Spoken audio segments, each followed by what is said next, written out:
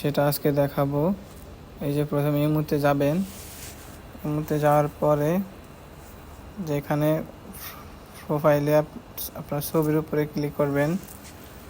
তারপরে এই যে এখানে দেখা আছে যে সুইচ অ্যাকাউন্ট, ঠিক আছে, এখানে লেখা আছে সুইচ অ্যাকাউন্ট, এখানে ক্লিক করবেন।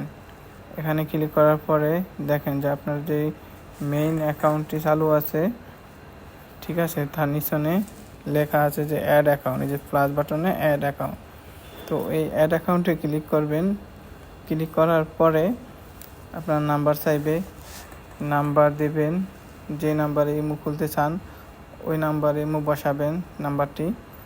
তারপরে আপনি একটা ওটিপি যাবে ওই নাম্বারে, ওটিপিটা এখানে দিবেন, বা কলও যাইতে পারে, কলে ওটিপিটা বলে দিবে, ঠিক আছে। তো ওটিপিটা দেওয়ার পরে আপনার ইমো অ্যাকাউন্ট ওপেন হয়ে যাবে। যে নাম্বারে করতে চান ওই নাম্বারে ইমো অ্যাকাউন্ট ওপেন হয়ে যাবে, ঠিক আছে। তো তারপরে আপনি এখানে আসবেন, পরবর্তীতে আসার পরে যখন আপনার ইচ্ছা যে অ্যাকাউন্ট ওপেন করার, এখান থেকে আপনি ওই অ্যাকাউন্টে লগ ইন করতে পারবেন, সাথে সাথে লগ ইন হয়ে যাবে।